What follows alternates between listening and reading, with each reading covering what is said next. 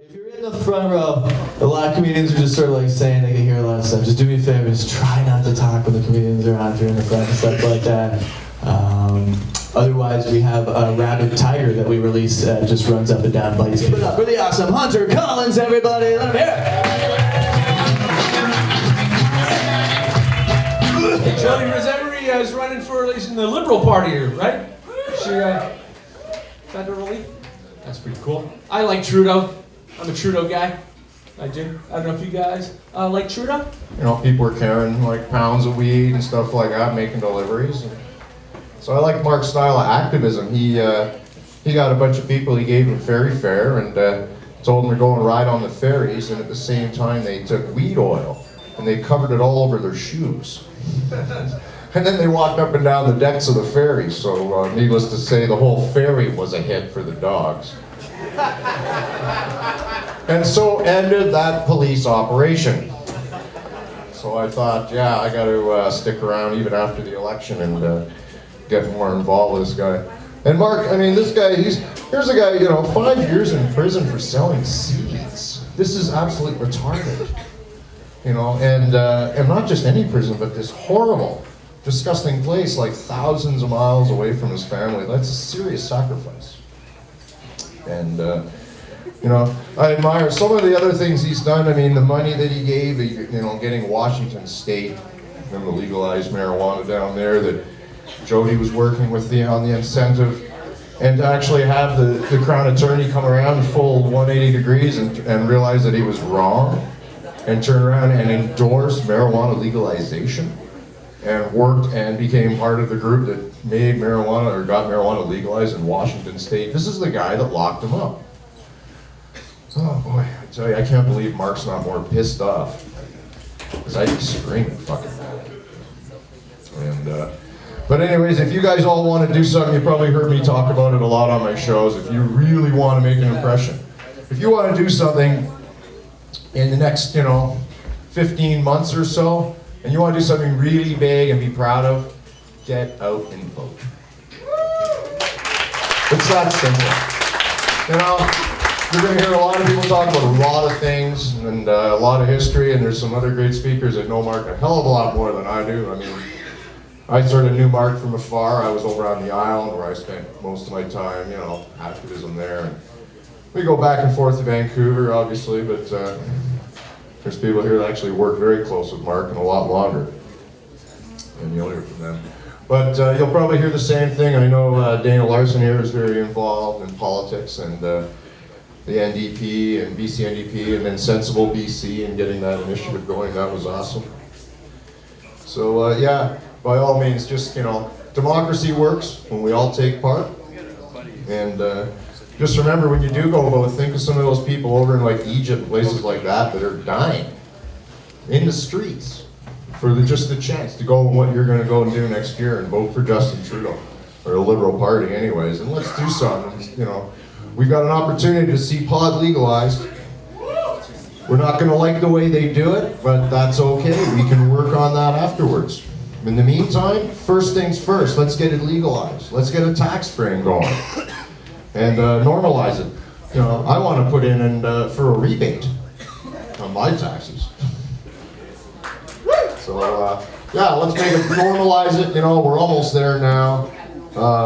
It's fun to sit here and I'll get high and everything like that, but when you walk out of here every day, you know, you should hopefully think of something what you're going to do and to help further this movement. And the one thing that's so easy is just say, I'm going to vote. I'm going to make sure that I tell other people to get them to go vote too. And if you're really into it when you go vote, dress up in some funny costumes and shit and get high and have a good time doing it. Might as well, eh? Let's not make it boring anymore. I don't know what else to tell you folks. That's about it for me. I was just told at the last minute about this, so. Yo, thanks very much. Have a good time. Lots of speakers on it.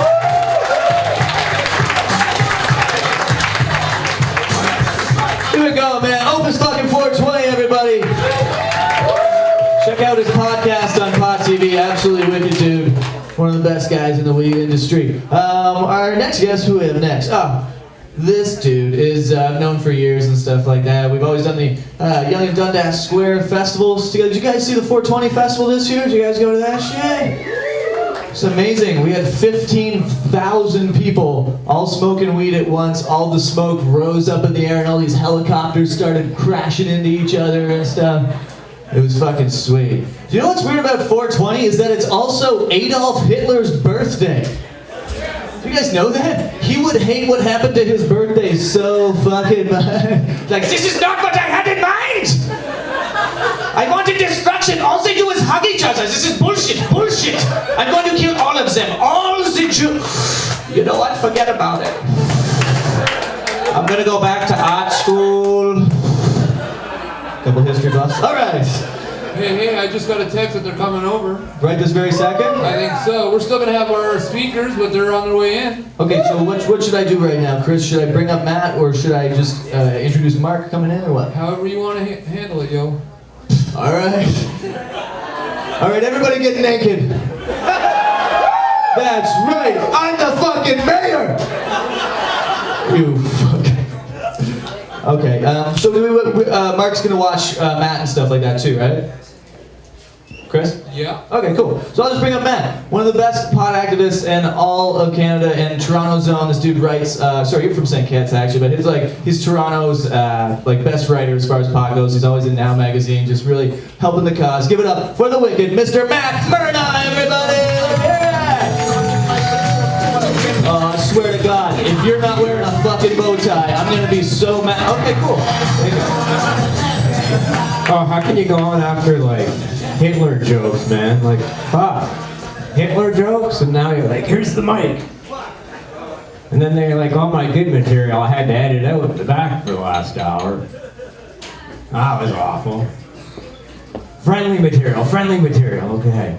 Yeah, so, Prince of Pop Marc Emery, 10-year ordeal, let's just be sure about that. 10-year ordeal for Marc Emery.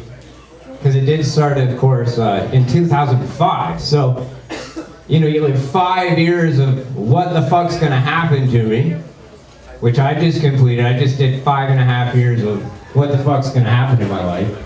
And then Mark did the sentence, which, thankfully for me, I lucked out. I didn't get the sentence because Canadian people stood up for me this time, and I appreciate that. And because of people like Marc Emery, blazing the trail, it's much easier for people to start standing up when we took the stand and did what we did, so we appreciate that.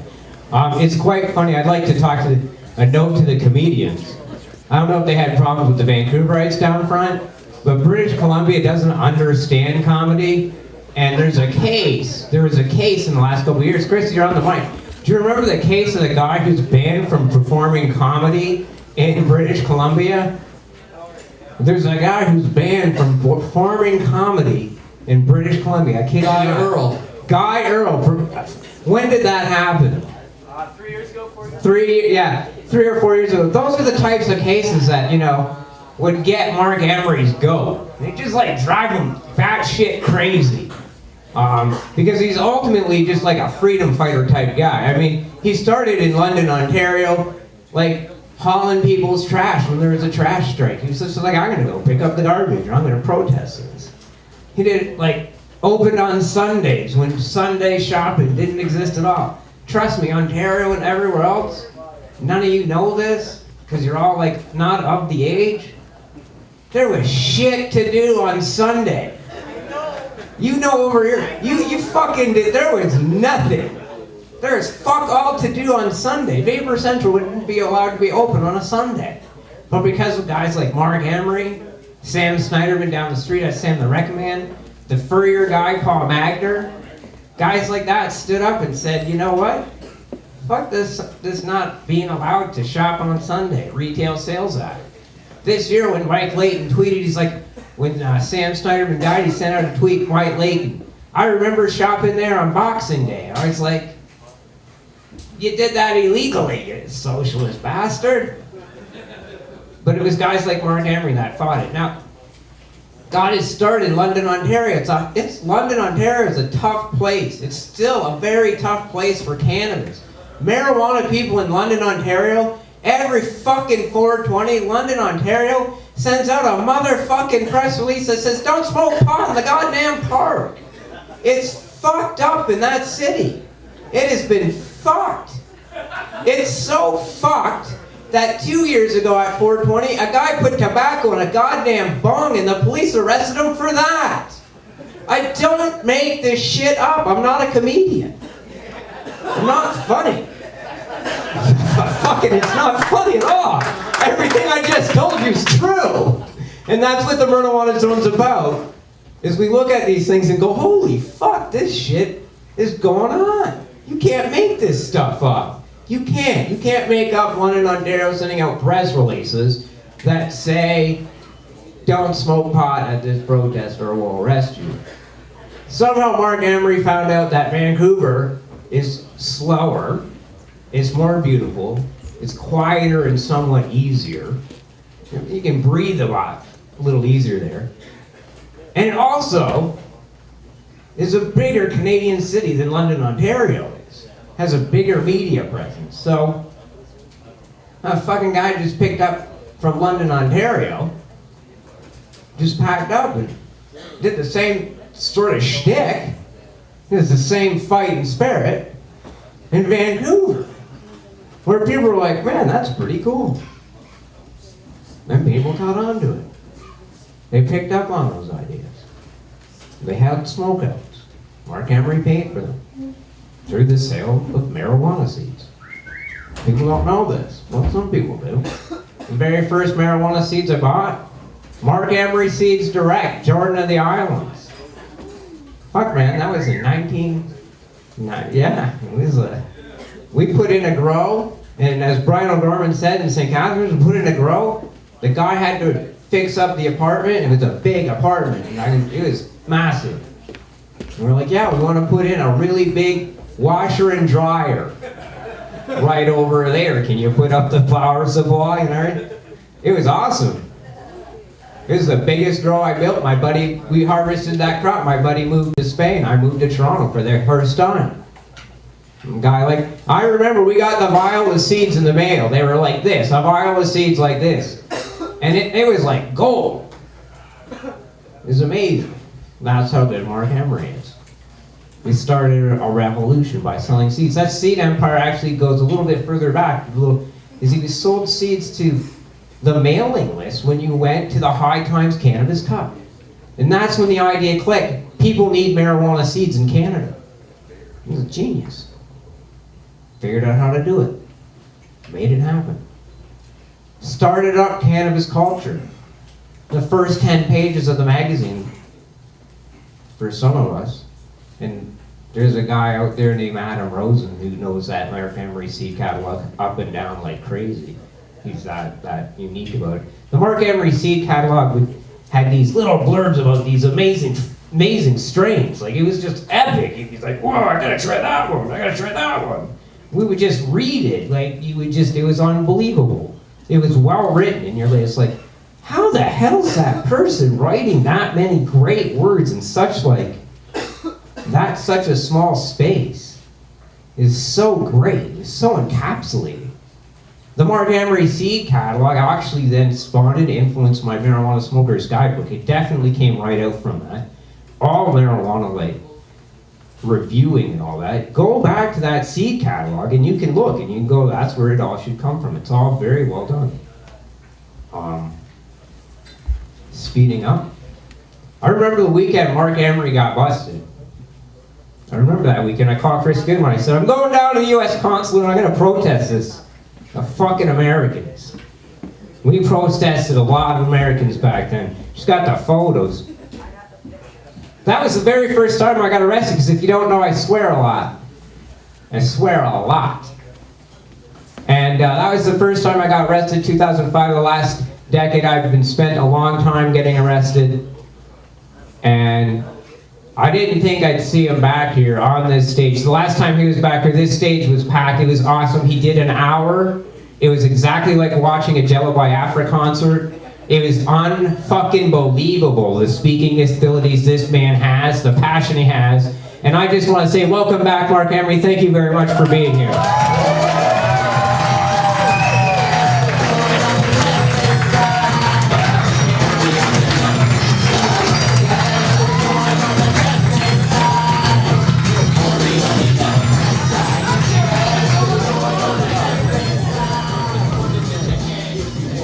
been a wonderful 28 hours, but before I begin, I'm going to let Dana Larson say something. I just want to tell you that Dana Larson is one of, they say I take credit for everything, and they might be right, but Dana Larson worked his first 10 years in the cannabis culture with me in the old days from 1994 to 2005 as the editor of Cannabis Culture magazine. Truly, I think it was one of the greatest magazines or publications of our culture there ever was, and he was the reason it was such a great thing. And I regard him as one of my greatest achievements. That I mentored him in the early days, and that he's become such a phenomenal activist. Organizing Sensible BC, they raised 220,000 signatures to get decriminalization on the ballot in British Columbia. It's not enough. They need 400,000, but I'll tell you this, for Colorado to make a legal amendment change to make marijuana legal required only 80,000 signatures. And so Sensible BC was able to exceed that number by 2.5 times, 220,000. It was truly a remarkable achievement. He's gone on to be a pioneer in the dispensary industry, and he was a pioneer in the editing and of our brilliant magazine, which is one of the true casualties of me going to jail in the United States for 4.5 years, was that we had to close publication of Cannabis Culture magazine. So I'd like to have Dana come up, wherever he is. Oh, there he is. And I want to say I have never had a more true or greater friend in my life than Dana. When I was in prison, not only was he available to send me anything that I could possibly want, but he sent me 500 books over the 4.5 years. He provided me with just endless inspiration and sustenance, and he never flagged and he never failed, and he was always available to help me. He was a true friend indeed, and I love you, man. Thanks very much.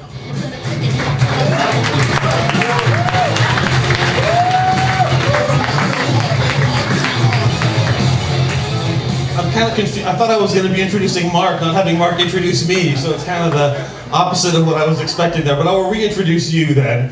But it's great to be in Vapor Central. Every time I come to Toronto, I know the street really well. From here to our hotel and back again, that's pretty much all I see of this city.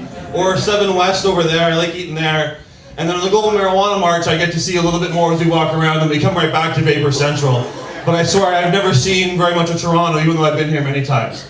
But yeah, I haven't even exchanged more than a dozen words with Mark since he's gotten back, because he's been surrounded by media and reporters and all kinds of stuff the whole time, and I expect that's going to last probably for a long time, actually, very long time. And Mark talked a bit about the work I've done over the last 20 years. I was involved in marijuana activism in Vancouver and trying to make things change as a young university student before Mark came to Vancouver. But his presence in the city really transformed the marijuana movement locally, and then nationally, and then internationally.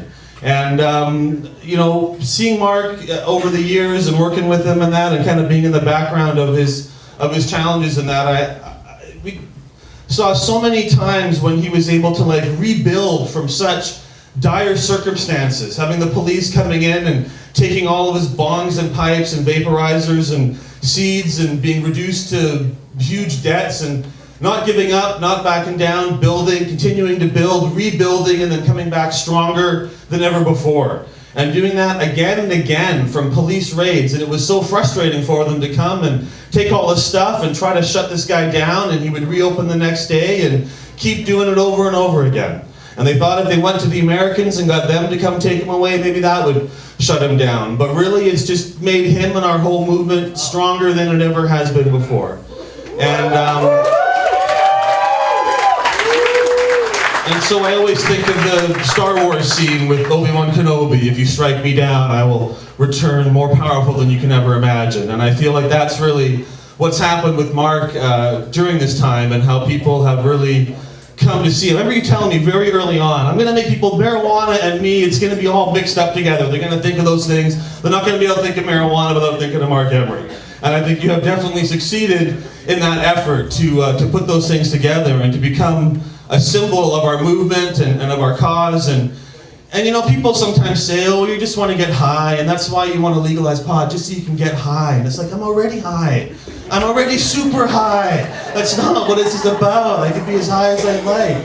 It's bigger than that. You don't have to, work so hard and go to jail because you want to get high. Although you probably could get pretty high in prison too, I imagine. But it's about more important things. And really, I think the reason I've devoted my life to this is because I think this is one of the most important things we can do, especially as Canadians where we are. It's hard for people here in Canada to make a huge difference in what's the Israeli-Palestine conflict or what's going on in Russia and stuff, but we can set an example for the world with better drug policy, with better marijuana policy, and that is something that will affect everybody on this planet, because these are laws that are in every single nation on earth. It's a worldwide pogrom against the marijuana culture, and not just against marijuana, but against all the sacred plants, all of these most wonderful plants that are here for us to use and have been used by humans culturally since before recorded history.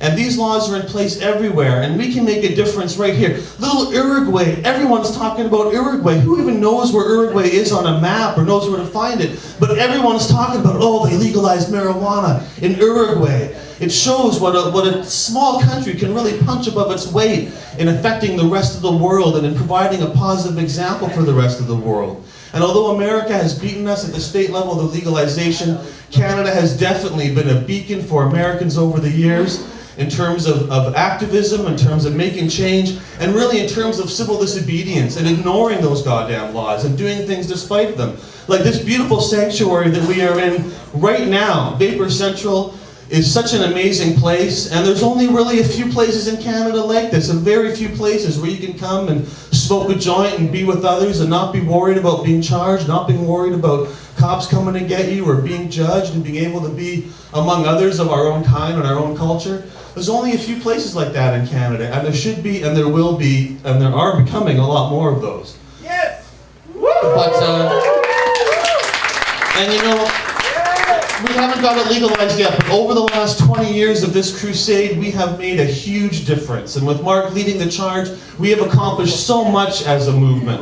When we first started this 20 years ago, no hemp was being grown in Canada. The majority of Canadians did not support legalization. Medical marijuana was very poorly known, maybe for a few ailments, and that was about it. There was no dispensaries. You couldn't buy a bong or a pipe. You couldn't get a grow book. Our culture was entirely suppressed at that time in the early 90s. And we have come so far since then. But almost all of our successes have come either through court decisions or really just through civil disobedience and just ignoring the laws. I mean, for Christ's sake, grow books are still against the law in Canada. That law is still on the books. Only in Ontario was that law overturned. And even since it was overturned, people have had their grow books and marijuana information taken away. Bongs and pipes are still against the law to sell in Canada. It's unbelievable that these laws are still on the books, but we've managed to ignore them and get the police and everybody else to leave us alone and let us do these things. And that comes from people like Marc, willing to be the first one to go and do it and get busted for it 5 times and keep doing it and provide an example for others to go make it happen.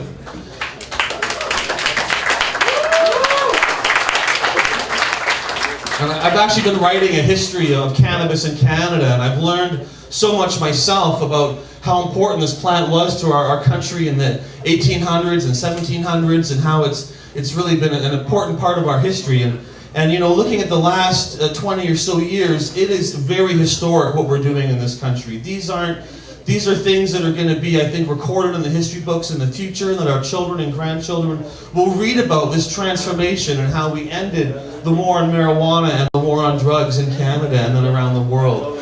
This is something that's very important, and I think that Marc's going to be a historical figure that will be remembered and revered by future generations as somebody who made real sacrifices to help change these laws.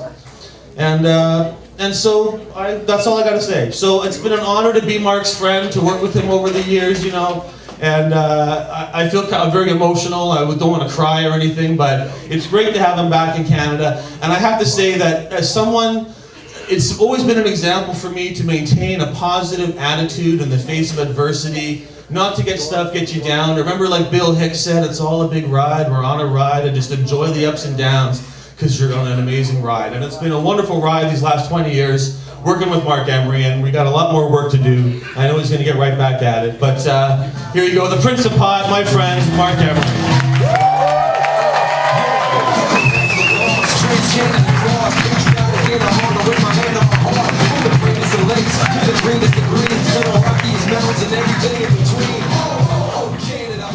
it's fun to be me, you know. And I even said that while I was in prison because, you know, doing something, let's almost use the word noble, doing something on principle, giving a good chunk of your life in sacrifice, I guess, for principle, even in prison was highly regarded. You know, in the 4.5 years I was in prison, I really never heard an unkind word spoken to me by any inmate.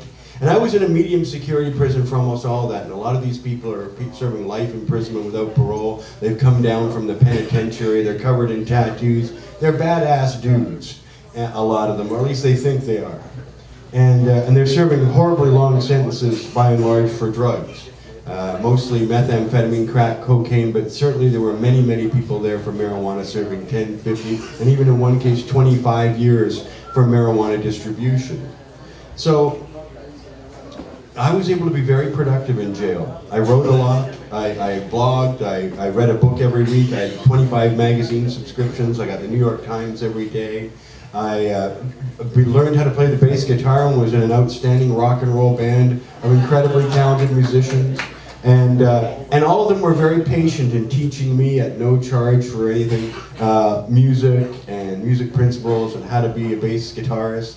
And I must tell you that it was a very redemptive and meaningful experience being in prison. And I hope I always carry the message forward that I saw there that, you know, it is a very wrong society that punishes people for drugs and puts them in jail for decades and takes them away from their family and their children and essentially ruins their life because of a lifestyle choice they made. And we manufacture crime. With the drug laws, we actually create criminals. Because if you think that, you know, if we took away a certain law and it reduced the crime to zero, then it must be the law. Because certainly, if we ended the criminal sanctions for murder, we wouldn't expect murders to go down. You know, if we ended the criminal sanction on robbery, in other words, it was okay to rob people, we won't prosecute it, we wouldn't expect robberies to become less frequent. But in the case of so-called drug crimes, if we just simply eliminate the drug laws, we eliminate the drug crime. So therefore, these laws must be illegitimate because they serve no public safety function or purpose. They just create criminals who get recycled through the prison system and provide an income for people exploiting those people. And so the real evil people here are the politicians that pass those laws, keep those laws in place, even though there has never been any public benefit to prohibition. There's, you know, I get called a lot of things, an egomaniac, a jerk, an asshole. In fact, there's a number of, you know, critics out there in newspapers who said that. Margaret Wendt in the Globe and Mail the other day, Warren Kinsella on the Sun News, saying I'm an egomaniac out to promote myself, etc., etc. But what I never hear is any actual criticism that says the good thing about marijuana prohibition is this. Marijuana prohibition was justified in giving 2 million Canadians criminal records and hundreds of thousands of people going to jail and all the cops that have killed people's pets and invaded their home and destroyed their lives and all the young people who got criminal records who couldn't go to the United States for a job or a university and all the bad things that happen, all the street violence from gangs that happens as a result of prohibition. We get all the negative things, but we've never received a positive benefit for those billions of dollars and all those lives ruined and all those people who got arrested. Never has a politician said, here's the reason we have prohibition, the good reason. And we were still waiting for it. After 45 years of millions of people being arrested for marijuana, we've never had a politician say, well, here's why we're doing all that. Here's why we're punishing everybody, all the citizens who use marijuana, those who don't, with their taxes. Here's why we're putting people in jail. Here's why we're giving people criminal records. Here's why we're shooting their dogs when we raid them. Here's why we destroy their home when we move in. Here's why we seize all their assets in their home because they were merely growing marijuana. We've never heard what the reason was that this was a good policy. And to this day, I've been back now 28 hours, and what a wonderful time it's been, I must tell you. But I've never heard in all the interviews I've done in 28 hours a single criticism that says, you're wrong on the facts. Yeah, they've called me an egomaniac, yeah, they called me a jerk, they called me all sorts of names, you know, but they've never said you're wrong in the facts that you are espousing. They don't say, no, what you say about prohibition is incorrect. Marijuana prohibition is a wonderful thing. None of the critics say that.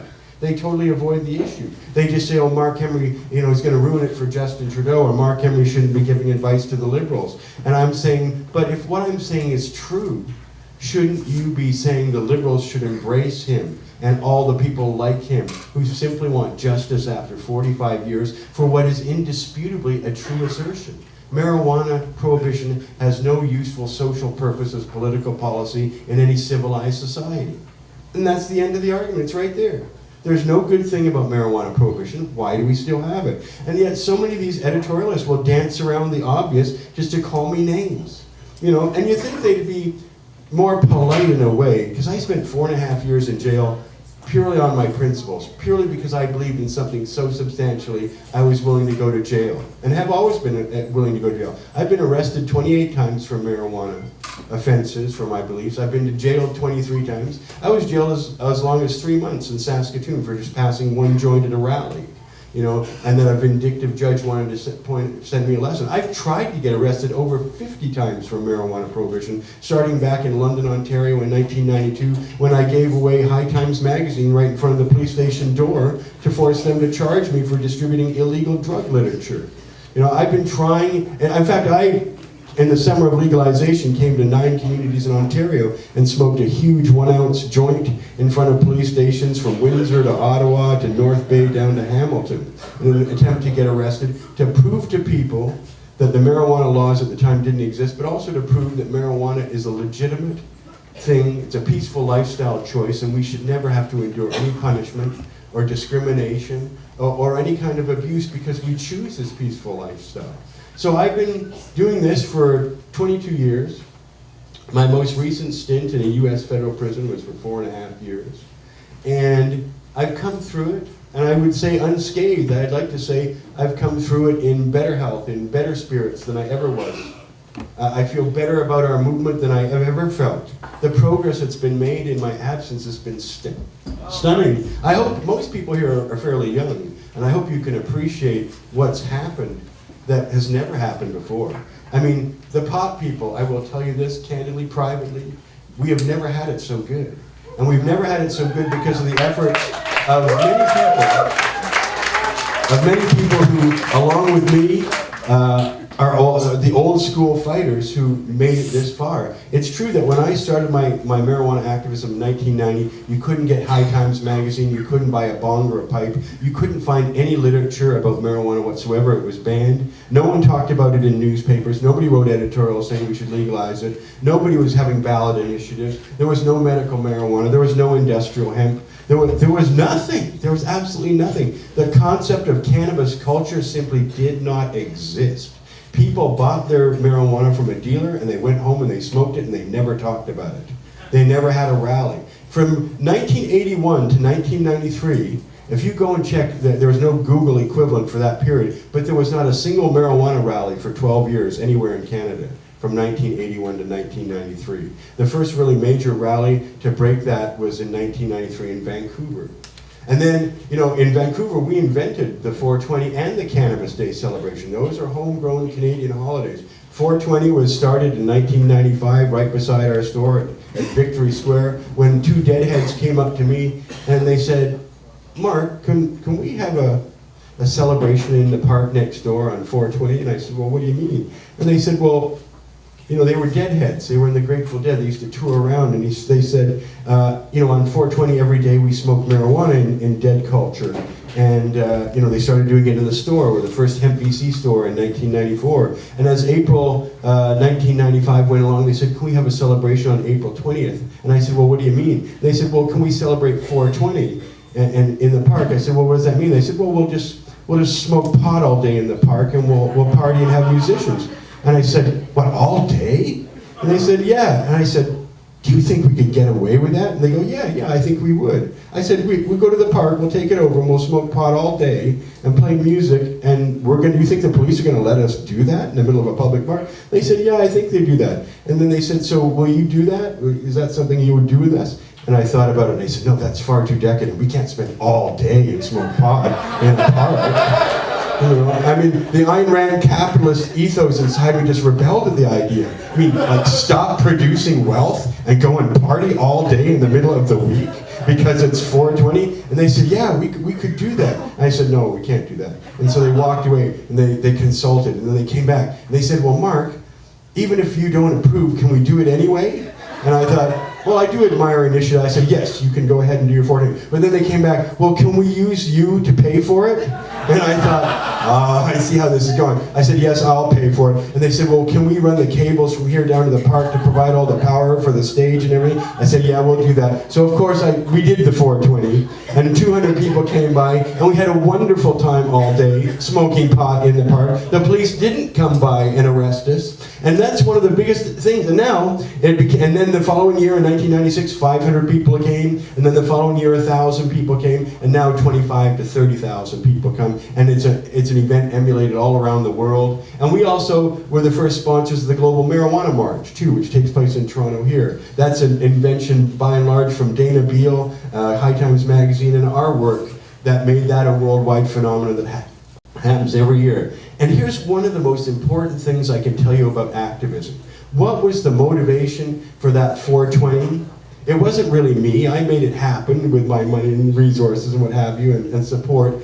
But two people went to someone with an idea and said, can we make this happen?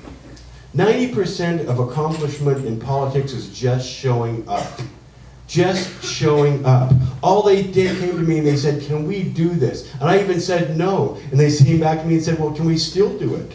Right? They wouldn't take no for an answer, and eventually I relented because it made some degree of sense. We went ahead and did it. We got away with it. I'm not sure what would have happened if we'd all been arrested and rounded up, but we didn't get arrested and rounded up, and then we did it, and then it became a worldwide phenomenon that happens everywhere now. 420 is totally ubiquitous. On April 20th, every stoner around the world knows it's a day to celebrate. Even in prison, people came up to me on April 20th and said, Mark, it's April 20th, you want to smoke some pot? I said, I really do want to smoke some pot, but I'm not going to smoke some pot in this prison. Because a lot of bad things happen if you have a failed urine test in prison. Terrible things happen. And I just wasn't willing to do that. But even in prison, people all day were going, it's 420, Mark.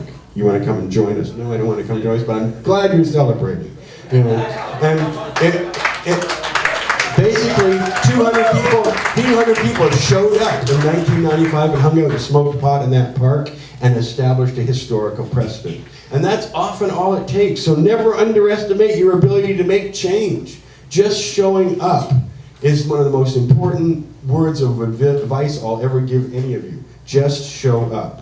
The people who show up are the people who are going to get it done. They're going to be the people who are inspired. So their life is going to take a change for the better because they showed up. And that's really important in an era of social media, because I'm not a big believer that a lot is accomplished on Facebook and Twitter and things like that that are really going to generate change. Change happens on the street, meeting people eyeball to eyeball, talking at it in rooms, and going in and getting the powers that be. It's one thing to see change in technology, but to change your social system, to change justice, to change the way the world happens on the street, you've got to get involved. Or really, oftentimes you don't even have to get involved. You just have to show up. You know, that's such a really important thing I want to tell people. And that's what I did a lot of times. Many times my civil disobedience was me, I just showed up. I showed up in front of the police station and said, I'm giving away this High Times magazine. I dare you to arrest me. This is illegal stuff. This is dangerous information. It's a $100,000 fine to be distributing this true information about marijuana. It was a $100,000 fine for your first offense and $300,000 for your second offense. In fact, the penalty for promoting marijuana in a magazine was 50 times greater than the actual financial punishment for possessing marijuana. The most you can be fined for actually possessing marijuana is $2,000. But the fine for telling people about the truth of marijuana was $100,000. And I thought, that's really what it's all about. You see, they really don't care about the marijuana. They acknowledge we're going to get the marijuana. What they really don't want, and it's indicated by the degree of penalty involved, is they don't want you to know about marijuana. They don't want you to know about yourself. They don't want you to know about marijuana history. I mean, we know amazing things about marijuana history now that it goes back 12,000 years, that it was used by all ancient cultures, that it's always had so many wonderful medical effects. One of the major reasons for the Spanish Inquisition was to kill all the women who were giving out marijuana salves and balms and potions and tinctures to help people with medical ailments back in the Middle Ages. Those were the people targeted specifically by the church, because the church did not approve of cannabis. Cannabis was officially demonized by Pope Innocent IV in 1484. The Pope said this marijuana is the work of the devil. Anybody who uses this stuff is an agent of the devil, and therefore we must kill them as heretics. And that's what much of the Spanish Inquisition is all about. is killing the heretics who are using marijuana for spiritual and medical reasons. People have paid a price in our history for what has gotten us to this point today. Again, we've never had it so good. Right now, even though people get arrested all the time and go to jail, there is more marijuana being produced today than there was a year ago today. And there was 10 years ago, 20 years. More marijuana is being produced every day we are alive. And that is a sure sign we're winning. If there is more marijuana today than there was yesterday, then we're winning. If there's more marijuana today than there was a year ago, we're winning. And we are absolutely winning. In Canada and the United States, there are marijuana factories longer than this building, all producing marijuana.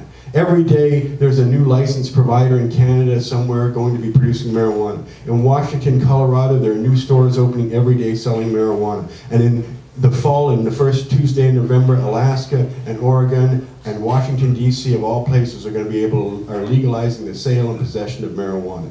And Florida is going to be one of the biggest states to legalize medical marijuana this November also. Every day something happens. Every day more marijuana is being produced than ever before. Every day somebody in the world, a politician, wants to try and legalize marijuana. The amount of activism in the United States that's coming from the establishment is stunning. In Canada, we're in a very peculiar situation. No politician except Justin Trudeau, Liberal leader Justin Trudeau, ever talks about marijuana. It's very strange.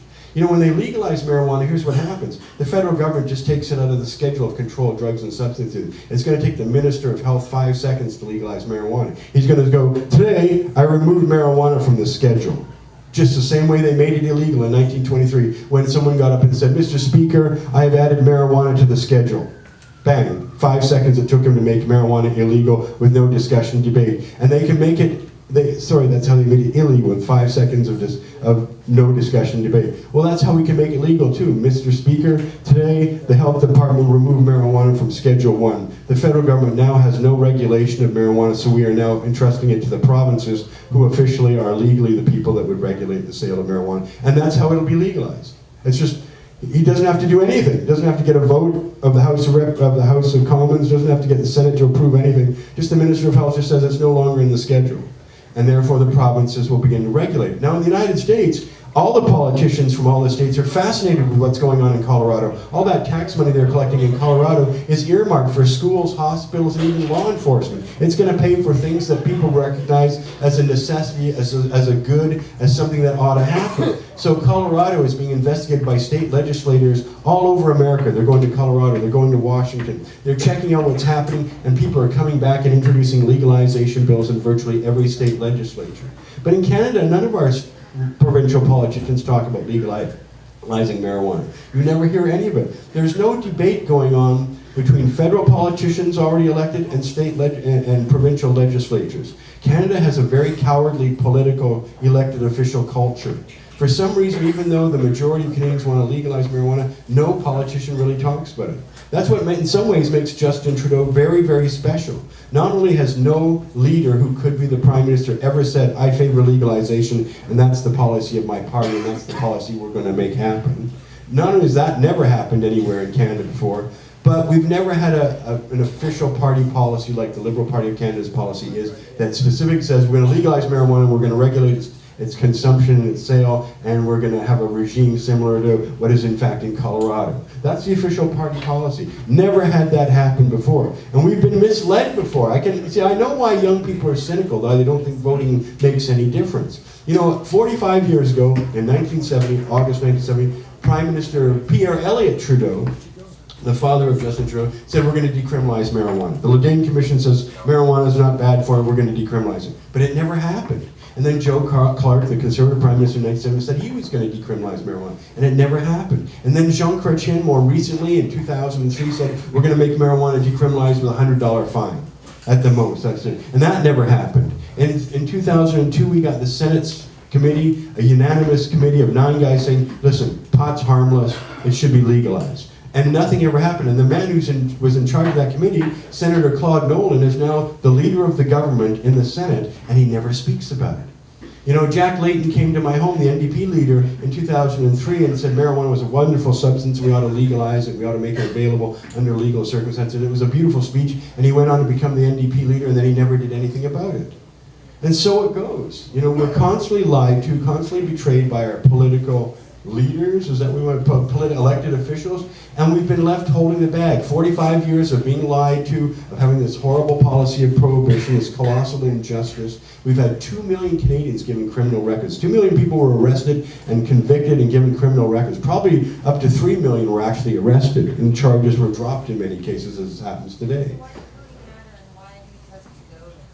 Why do we trust Trudeau? Well, we don't trust Trudeau. The only reason we should believe is believe in ourselves. You just have to show up. If 3 million of us just show up, it doesn't matter what Trudeau's intentions are. 3 million people is a big pissed off electorate. 3 million people is the largest demographic that could possibly show up to influence the outcome of any election. Those 3 million people could show up again to vote for somebody if they were really upset about it. And that's my point. We don't need to believe Justin Trudeau, we just need to support him because he has made the daring, bold move to say legalization is right and proper, it's the right public policy for Canada, it's something I believe in, it's something my party is committed to, and obviously if I get a majority government, he's saying, we will make this happen. And we have never had this opportunity in Canadian history. Americans have never had this opportunity. Nobody, as far as I know, around the world, no citizen of any country has ever been offered one election.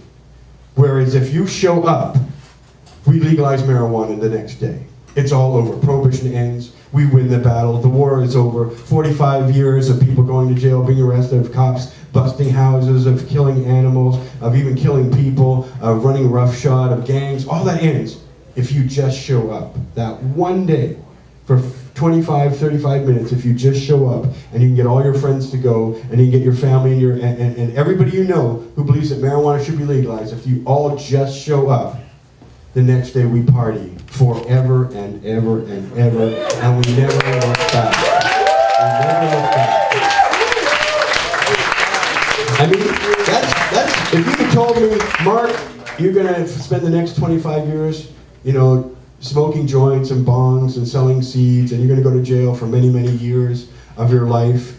But one day, after 25 years of you being arrested, of you going to jail, of you being taken away, of you losing all your assets, of you being separated from your family and your wife, after all that, you're going to have one day in 2015, and if you can get your people together, it all ends on that day. On that day, the next day after that day, the stores will start selling marijuana. People will walk the streets confident about the marijuana in their pocket. They're not going to get arrested. There will be medical marijuana science experiments and advancements every day after that because it'll be legal to study marijuana in universities. It'll be legal for doctors to recommend it. It'll be legal for doctors, judges, cops, politicians to smoke it and share it and understand it. It'll be legal to go and buy it. It'll be legal for ordinary people to grow it. It'll be legal for people to have a business that grows marijuana. It'll be legal for everybody to make vaporizers and bongs. All the books and magazines about marijuana will all be legal. No one will ever try and ban them ever again. No one will ever say a bad thing about pot smokers as a culture, as a way of demonizing them and sending them to jail. Because Mark, in 25 years, that one day, everybody showed up. And it was a happy, wonderful world ever since because everybody showed up. So that's my message. We got a big opportunity coming in 14 months. I'm going to be touring the country relentlessly, telling everybody, even in other countries, you just need one day where everybody we know who smokes pot shows up. That'll be my message in Ireland. It'll be my message in Spain. It'll be my message in Vienna. It's going to be my message all across Canada. And it's certainly my message to all Americans who go to vote in Oregon and Alaska and Florida and Washington District of Columbia on the first Tuesday in November. If you show up, you'll never need to think about this ever again. You'll just be allowed to enjoy. You'll be allowed to be part of a culture that ought to be one of the most respected cultures in the history of mankind. Because I'll tell you this, the cannabis culture has given more to humanity and mankind, humankind, in science and entertainment and theater and arts, books and culture, and especially in music, than any other culture in the last 100 years. The cannabis culture is one of the greatest cultures in the history of mankind, starting with William Shakespeare, who smoked marijuana. Cannabis, actually. So many great poets and writers and musicians and scientists and doctors and explorers, and to this day are movers and shakers. Bill Jobs, Bill Gates, Stephen Jobs, pot smokers. You know, Carl Sagan, pot smoker. Every musician you've ever cared to really enjoy a pot smoker. Most of the people who write today's great bestsellers and make today's great movies are pot smokers, including actors. And we are a great culture, but we've been denied our official right to be regarded as first-class citizens like everybody else who makes contributions and who ought to be acknowledged as a culture. And so, if they'd have told me 25 years ago, Mark, it's going to be a long road with a lot of difficulties, but one day in 2015, one day it all becomes real if you can get your people to show up. So that's my message. Thanks very much. I look forward to partying with you tonight. In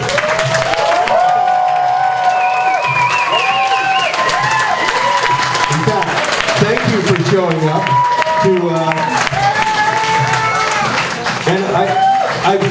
I thought it would take a while before I was able to smoke some really good pot and lots of pot, but I found that I'm already there. So I have no fear.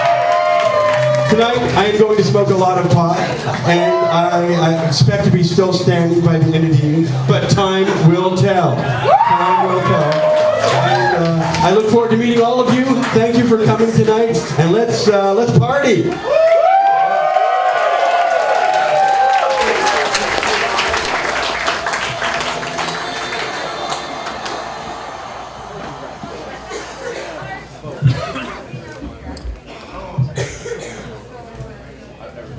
Thanks, man. Hey guys, can we keep it going for Marc one more time? Marc fucking Emery, fresh out of jail. Fucking unbelievable to have you here. Really glad to have you here. And honestly, from the bottom of our hearts, man, this place wouldn't... I'm just gonna wait till Opus is done whispering and sweet nothings in his ear. Dear Marc. Sorry, Opus. I'm sorry. Hey man, I just want to say, like, we've been doing comedy here for 8 years, and it's been giving a lot of money to the artistic community and stuff like that. And none of us would have been able to do any of that without you doing your work, and we all want to say thank you very much for that. All the artists in here, and all the comedians. So one more time, just for Marc Emery. We really help the artistic community, man. Like, whether you knew it or not, dude. Cheers, man. This man made a lot of dick jokes possible for us, guys. Also, just gotta do some announcements real quick. We do this every Wednesday, every Thursday. We have shows every Sundays, the open mics. If you guys want to come by for that, please do. Podcasts with Opus and also Matt Murnaugh. So check that stuff out on Pod TV. And yeah, we what else? Go to THC, check that place out. And we're all really happy to have you guys here. Thanks again one more time. Give it up for all your Vapor Central staff. And give it up for the comedians. Give it up for the speakers. And give it up for Marc fucking Emery, man. Happy to have him back, everybody.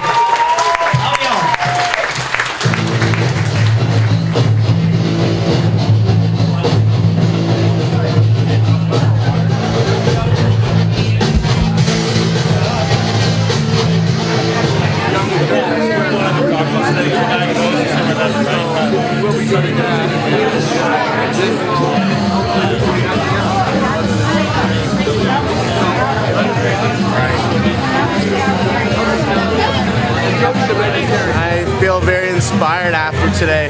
Heard lots of great things that are going to be helping my momentum and moving forward in the city I live and trying to change the way things are seen.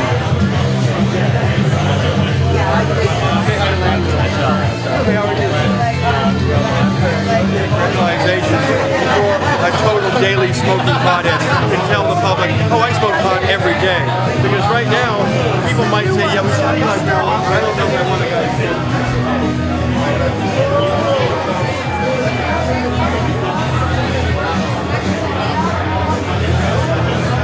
If legalization's on the ballot, I'm not going to be quiet about that. That should be the most historically day in my whole career, doing 5.5 years in jail. To get to this point is based on let's legalize pot, and you expect that I'm not going to make this the centerpiece of my next 14 months?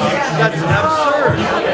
In fact, you know, they're behaving in a way that says we like the attention you're giving to our party and all the media.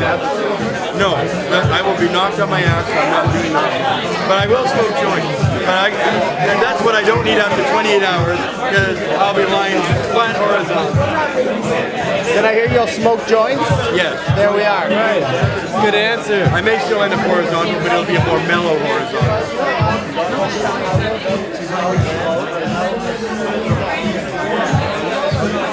I believe that one is cadaver. Toronto could go all liberal next election. Legalization, nobody's thought about what legalization really means in Canada. They think of all the regulations, oh, we should tax it this way or sell it that way. But in fact, legalization is going to be the health minister saying, I have informed the province that as of January 1st, marijuana is no longer in the schedule. And that the Gotta take these from me. So I figured I'll try them out. And for the last 6 months, 2 crops now, it's been pretty good. no longer illegal federally. That's what legalization means. It's a very simple thing. So if the federal government starts talking about making it complicated, they don't have the right to do that. The provinces have the right to regulate it as an agricultural commodity. So that's what's going to happen. There'll be a big conference with all the premiers and the prime minister where he says, it's in your court now. We no longer have any federal jurisdiction. So all of a sudden we're going to use this big national debate. All these people have been kept quiet saying, oh, well, it's a federal matter. That's total evasion. You're going to be responsible for the regime by which legalization is implemented. Let's have this conversation. So we need to, not only do we need to vote, but we also need to start talking to our provincial legislators and pointing out that marijuana is going to be in your court really soon, right? Sooner than you thought about. Nobody's thinking about, well, every provincial legislature should be talking about how he sees legalization, because that's the next frontier after Justin Trudeau makes it legal. It's going to be provincially regulated.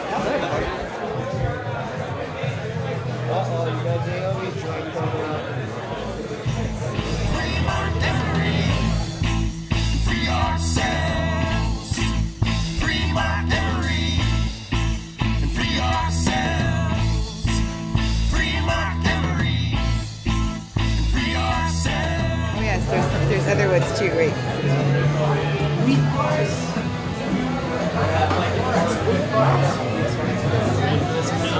Married for this occasion. I couldn't do the long trek out to Windsor yesterday, so while everybody else went and welcomed Marc home, I did some baking. And it was great. It's really great to see Marc back. It's been a long 4.5 years. And the only thing I kept thinking yesterday is that scene from The Shining, where it's like he's back. And it's all I could get. It's all I could keep thinking every time. It's like, oh, they have no idea what they're in for, but it's going to be a fun ride. I had to, do an extensive one today. Man, I heard of the elevator pitch. I did my book as an elevator pitch. I did my how-tos. Well, we could practice by picking a hire and then do it until you get better and better. Very nice. Let me get a picture of you with that. Just because you're such a handsome guy. I know, I'm wearing a bow tie. I know, I love that tie. Oh, hold on a second. There we go. Beautiful. I am too. Jeremiah, can you get a picture of that? Yeah, fuck yeah.